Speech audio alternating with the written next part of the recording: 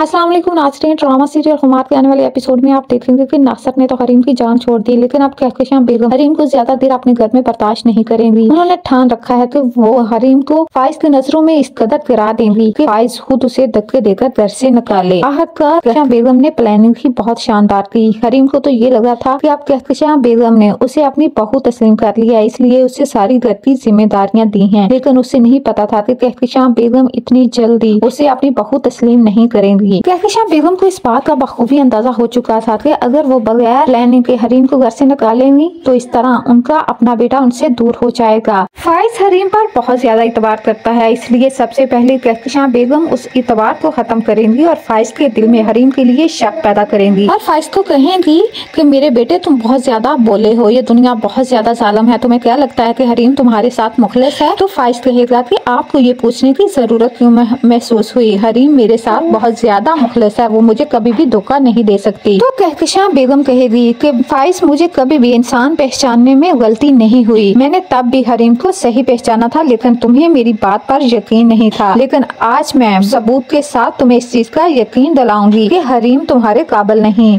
हरीम बिल्कुल वैसी ही है जैसे मैंने तुम्हें बताया था, लेकिन तुम्हें ये लगा था कि तुम्हारी माँ तुम्हारी दुश्मन है, इसलिए तुम्हें मुझसे ज्यादा हरीम पर इतबार था, लेकिन आज मैं तुम्हें कुछ ऐसा दिखाऊंगी जिसे देखकर तुम्हारे होश उड़ जाएंगे।